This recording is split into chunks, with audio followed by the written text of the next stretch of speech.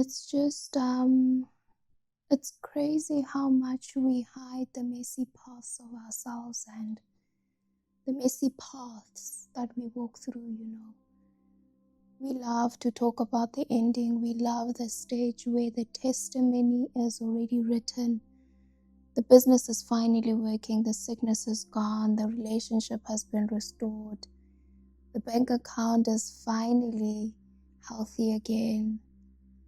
And we can look back and laugh at the struggle.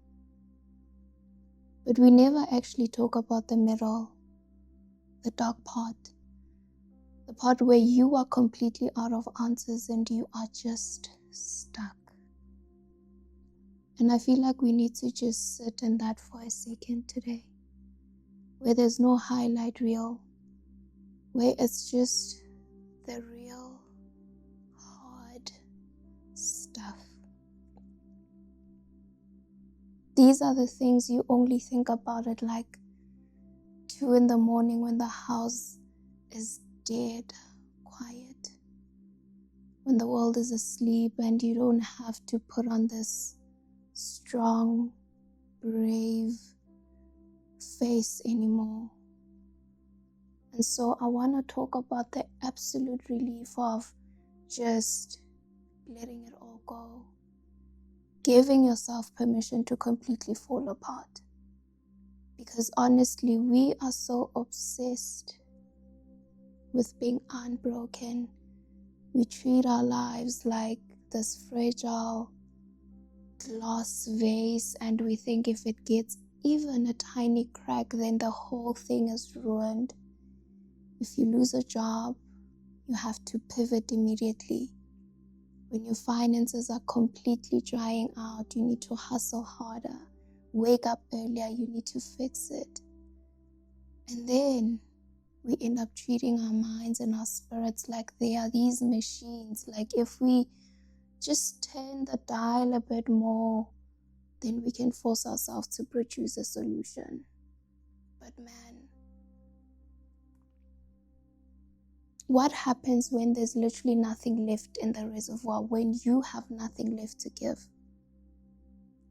I remember a season I just walked through where it felt like the sky was just permanently gray. It was after a retrenchment, and I spent an entire year pouring every ounce of my soul and my being into trying to survive, building a business from nothing, filling out many job applications, just constant daily output. You wake up every single morning telling yourself, you know what, just have faith, keep pushing, Jesus has your back. And yes, that may be true, Jesus has us. But instead of a breakthrough, you just keep collecting rejections.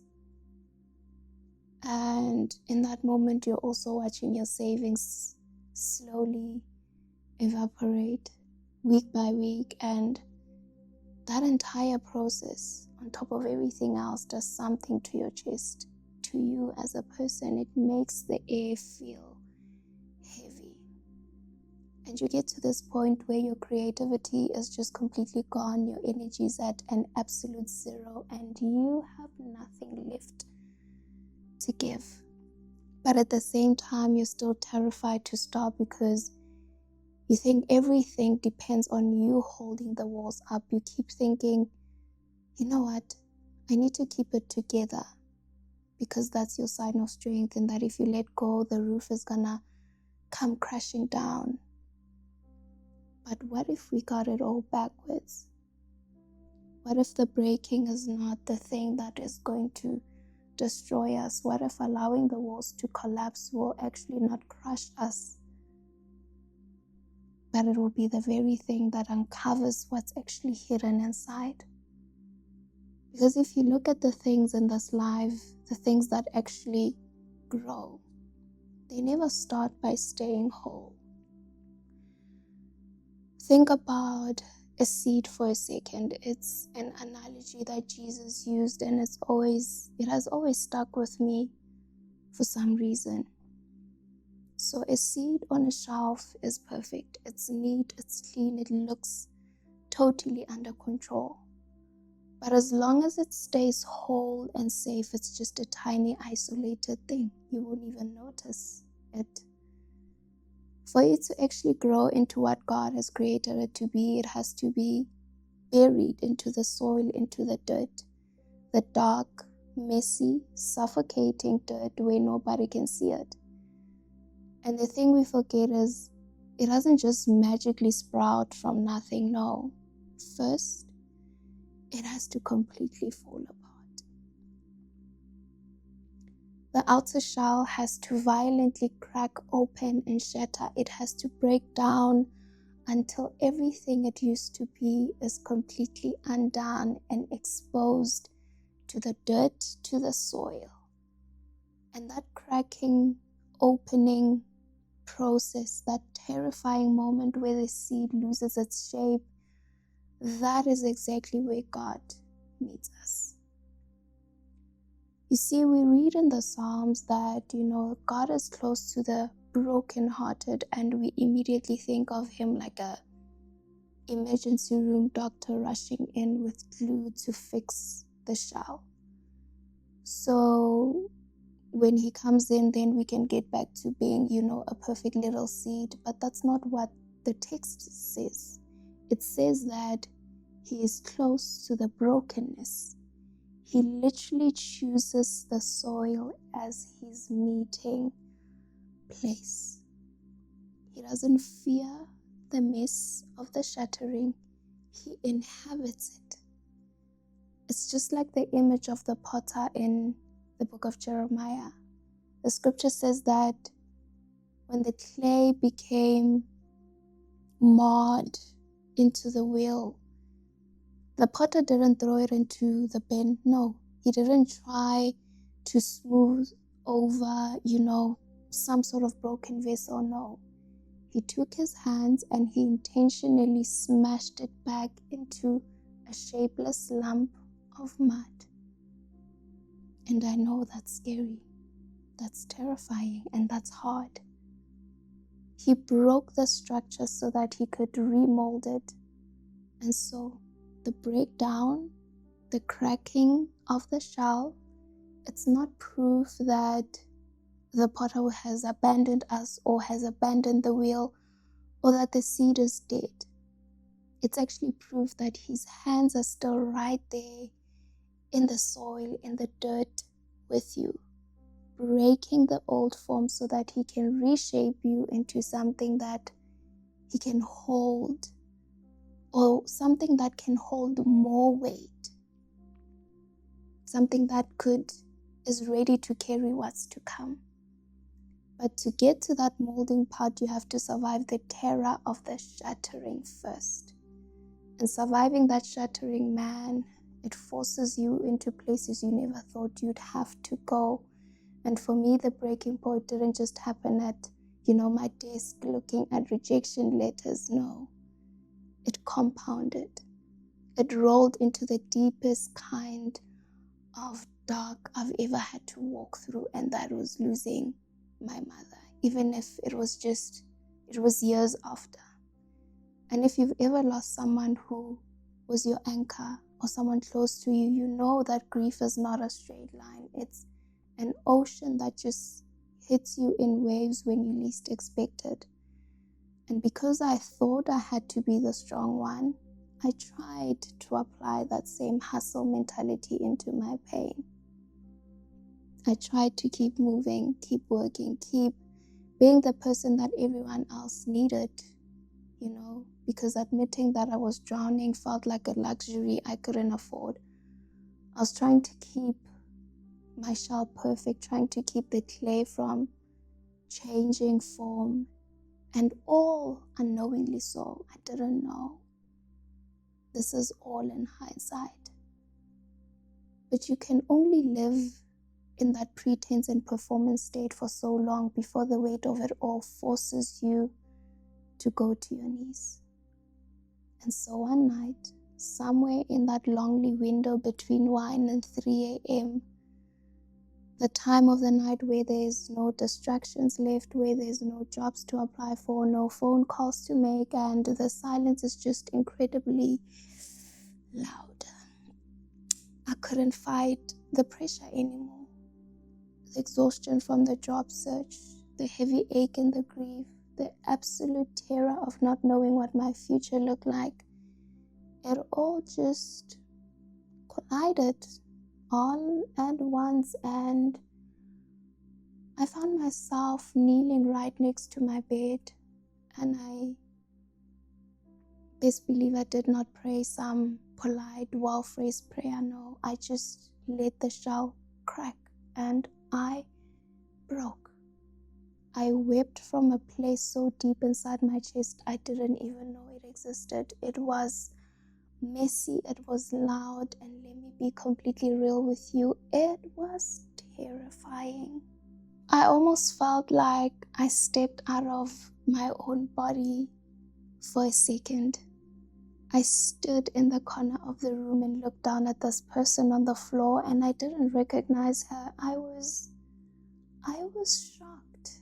I didn't know a body could hold that much water, and best believe I didn't know a throat could make a sound that heavy. You see, we avoid crying like that because we are afraid that if we let the dam break, then the water will just sweep us away, and we are afraid we'll never stop. And I completely get it. We are afraid that if we admit to God how completely empty we are, then we'll stay broken forever, perhaps, that we'll melt into the floor. But as I lay there on the floor, completely undone, with no pride left, absolutely zero strength, the room changed. The fear just evaporated, it disappeared. Because when you're already flat on the carpet, you realize you can't fall any further, like there is nowhere else to go. There's this bizarre, beautiful safety when you're at rock bottom. When you finally stop trying to protect your strength, you realize that you have nothing left to lose. And in that quiet moment, right after the tears have stopped, I felt God's whisper. And it made me think of Elijah in the Bible, how there was this mess of wind, there was an earthquake, there was fire, but God wasn't in all of that chaos. He only spoke afterward in a still small whisper. And that very night, after my own storm had passed, He spoke into the quiet. It was also the living reality of that invitation that Jesus gives us in the book of Matthew, where He says, "Come to me, all you who are weary and heavy laden, who are burdened, and I will give you rest." He didn't say, "Come to me when you have fixed the mess or found the solution." He literally asked for the weariness. He trades His peace for our shattered pieces. So when I finally stood up from the floor that night, nothing in my actual circumstances had changed yet. My bank account was still low. The rejection letters were still sitting on my laptop. My mother was still gone. But I was different. There was this incredible, undeniable weightlessness. Just relief. Because honestly, the most exhausting part of hardship is not the problem itself. It's never the problem. It's the massive amount of energy it takes to pretend that you're fine while you know very well that you are suffocating. And so the moment I allowed everything to fall apart before the Lord, the act was over. The mask was off, and in that empty space where my own strength used to be, and in that moment, the room was finally made for grace to actually do its work. I stopped trying to force doors to open. I stopped panicking or hustling in a panic mode. I just surrendered to the place I was in, trusting that, you know what? The potter was doing something with the clay. And it's crazy, I know, because I had a similar breaking point yet again months later, as if I did not learn, right?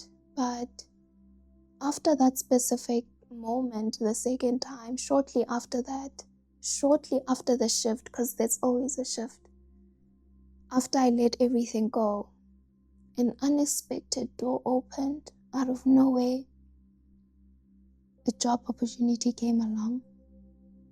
It wasn't the final destination, I can say that. It wasn't a destination of my dreams, but it was a simple door that kept me sustained. It was daily bread, you know.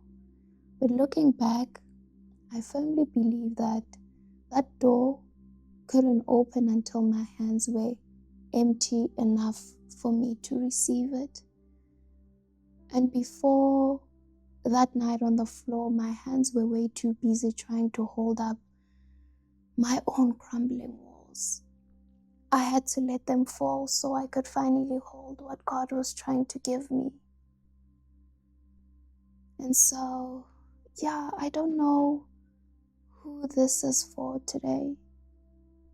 Maybe you are sitting in your car right now taking a really long breath before you go. I had to let the walls fall so I could finally hold what God was trying to give me. I still don't have it all figured out, but yeah, I don't know who this is for today. Maybe you're sitting in your car right now taking a really long breath before you go inside because you know people depend on you to have it all together. Maybe you're watching this at like 2 in the morning on your phone, crying quietly into your pillow so that nobody hears you. Maybe your business is falling apart or your heart is just completely broken from a loss you can't seem to shake, or you're just so tired, man. You're tired of trying, of applying, of hoping, of hurting, of the constant cycle of pain. And so, if nobody else has given this to you lately, consider this as your permission slip that you are allowed to not have an answer today, that you are allowed to be tired, that you are allowed to pull the car over, that you're allowed to kneel by your bed, to lay flat on the floor and just let it all crumble. Let it all fall apart. You are a human being, not a project, not a machine. You are allowed to fall apart. Because the hands that made you, the hands of Jesus, they are incredibly good at putting broken things together. But you gotta trust Him. You have to trust Him enough to let go of the pieces first. At the end of the day, they are already on the floor. So just take a breath. Drop the shield. Let it all fall. The morning is coming. It really is. I promise you it is. But for now, it's okay to just sit in the dark and let God love you through the mess. So take a breath. You are safe.